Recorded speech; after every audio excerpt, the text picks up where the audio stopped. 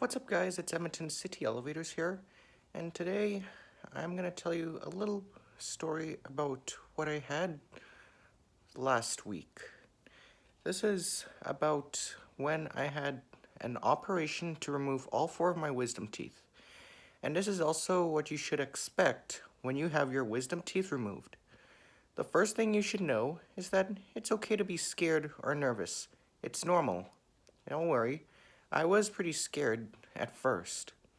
On the day of your operation, you are not allowed to eat or drink anything. This is because many of the anesthetics the doctors use turns off all your body's reflexes. This includes your digestive system.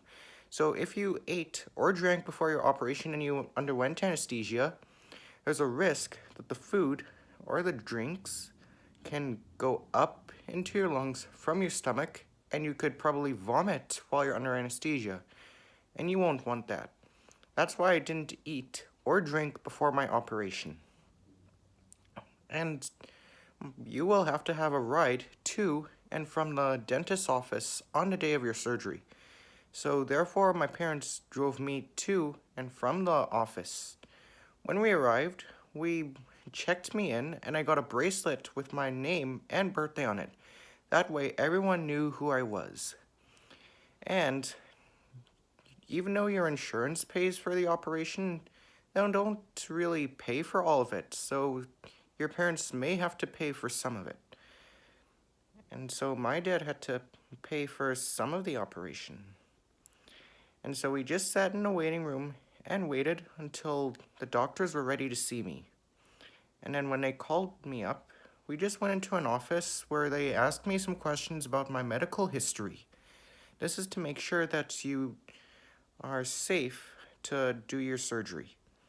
They also ask you, they asked me when I last had something to eat or drink. This is to make sure that you have an empty stomach. And then they just had me gargle with some type of mouthwash to kill any viruses in my mouth. This is to make sure that you're not sick when you do your surgery. So we just sat in a waiting room and waited for about 10 minutes or so, and the next person I saw was the anesthesiologist. If you don't know what an anesthesiologist is, he's the doctor that gives you a special sleeping medicine called anesthesia to put you asleep for your surgery. This is to ensure that you don't feel anything. At first, I wanted to breathe the anesthesia through a mask like this to go to sleep, but apparently the thing you breathe is nitrous oxide, which can be dangerous for adults. And so instead, I had to get it through an IV. But don't worry, the needle doesn't hurt. It's like this big.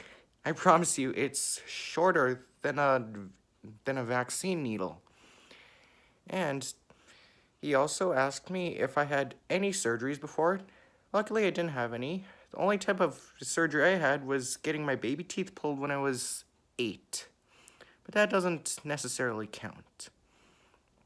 And then the next person we met was the dental surgeon, who was the person taking out my teeth. And then when it was time to go, I hugged my parents, and they told me that I would be okay. And I just walked to the operating room, where they put stickers on my body to keep track of my heart and lungs. They also had me wear a special head gown on my hair. And then the anesthesiologist put an IV line into my hand, or at least he tried to do it, but he had to take it out because my vein kept disappearing for some reason. And so he had to do it in my arm up here. And then we were just kind of chatting a bit about Toronto and the Niagara Falls. And before you knew it, I was fast asleep. I didn't feel a single thing. And then next thing I knew is that I woke up in the recovery room. But for some reason I mistook it as the operating room because the anesthesia did not make me remember what it was like being under anesthesia. When I woke up, I had a bit of a nosebleed because sometime while I was sleeping, they shoved a breathing tube up my nose to ensure that I can breathe safely. And my face was also numb because they froze my mouth while I was sleeping to ensure that I don't feel any pain when I wake up. I also had an IV in my line, and an IV line in my hand to get water and our medicine. And I also had to bite on several pieces of gauze to reduce the bleeding in my mouth. And then when it was time to go home, the nurse took the IV line out of my hand and my arm and put a band-aid on. It didn't hurt. And then my parents just walked me to the car and I just came home. And here's a little advice for when you have your wisdom teeth surgery. You will have to eat soft foods for about 10 days or so. And you will need to rest at home for about 4 days before going to school or work. And on the day of my surgery, I ate frozen yogurt for lunch because I was unable to chew. And then usually the stitches in your mouth dissolve after about 10 days. And the best time to take out your wisdom teeth is when you're in your late teens. You probably won't want to wait until you're like 30 something years old because if you do it then, it's more painful. So maybe you should book an appointment if you're in your late teens to get them out so that you don't have to worry about them for the rest of your life.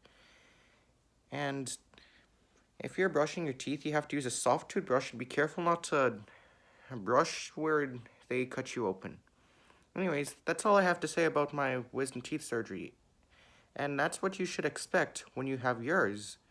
Anyways, this is Edmonton City Elevator signing off. Have a good day.